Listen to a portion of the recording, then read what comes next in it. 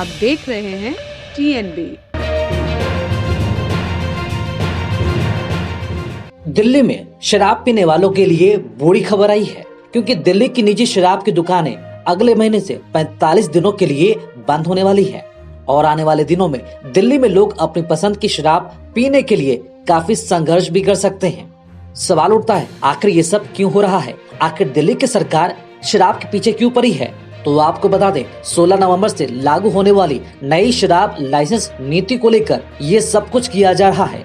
आपको बता दें, 16 नवंबर से नई शराब नीति लागू होने के कारण सभी निजी शराब की दुकानों में 1 अक्टूबर से 16 नवंबर तक दिल्ली में बंद रहेगी, जिससे दिल्ली में शराब का संकट पैदा हो सकता है। दिल्ली की सरकार नई आबकारी नीति के तहत 32 क्षेत्रों में सबसे अधिक बोली लगाने वालों को खुदरा शराब बिक्री लाइसेंस पहले ही आवंटित की जा चुकी है, जिनमें से प्रत्येक में लगभग 10 वार्ड और 27 शराब विक्रेता हैं। वर्तमान में दिल्ली में 849 शराब की दुकानें हैं, जिनमें से 276 निजी तौर पर चलती है। बाकी का संचालन दिल्ली सरकार की एजेंसियां करती हैं। इसलिए 1 अक्टूबर से केवल सरकार द्वारा संचालित शराब की दुकानें खोली रहने वाली है और निजी शराब की दुकानें 16 नवंबर तक बंद होने जा रही है। दिल्ली के 106 नगर निगम वार्डों के लिए यह एक बुरी खबर है, जिसमें नवंबर तक कोई भी शराब की दुकान नहीं खुलेगी। 16 शहर में करीब 80 वार्ड ऐसे हैं जहां बिना शराब का ठेका है। 26 वार्डों में वर्तमान में केवल निजी स्वामित्व वाली शराब की दुकानें हैं, जो 1 अक्टूबर से बंद हो जाएंगी।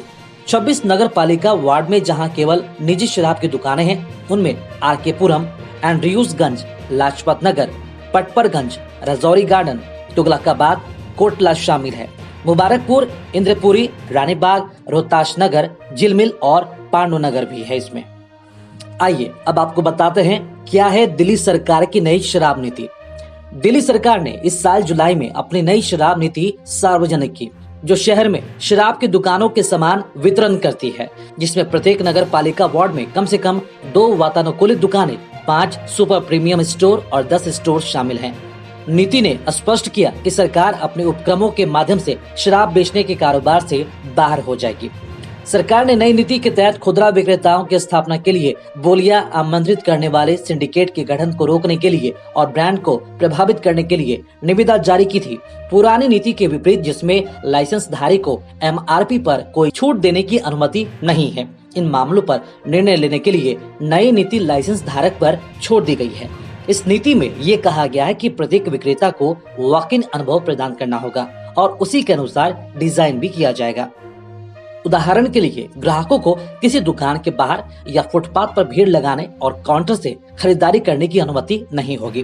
प्रत्येक ग्राहक को विक्रेता के अंदर प्रवेश दिया जाएगा और संपूर्ण चयन और बिक्री प्रक्रिया को विक्रेता परिसर के भीतर ही पूरा किया जाएगा।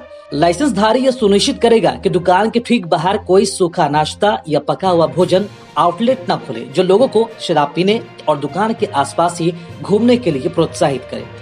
इस नई नीति के तहत हरियाणा, यूपी से होने वाली शराब की बड़े पैमाने पर हो रही तस्करी से बचने के लिए दिल्ली में शराब के ब्रांड की कीमत खुदरा दुकानों से इनपुट लेने और उत्पाद की कीमत को ध्यान में रखकर तय की जाएगी। इनमें पड़ोसी राज्य जैसे हरियाणा, उत्तर प्रदेश, पंजाब और राजस्थान भी हैं, जहां से शराब की तस्करी बड़े पैमाने पर होती है।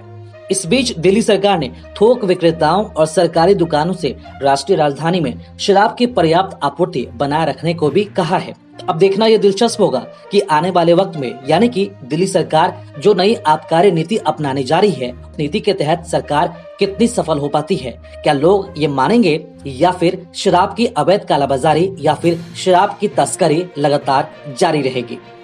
खासतौर पर ये निर्भर करता है दिल्ली के लोगों पर कि क्या वो इस नीति को स्वीकार करते हैं या फिर इसका विरोध करते हैं। खबरों में फिलहाल इतना ही। देश और दुनिया की ताज़ा अपडेट्स के लिए लॉगिन करें www.thenationalbulletin.in पर।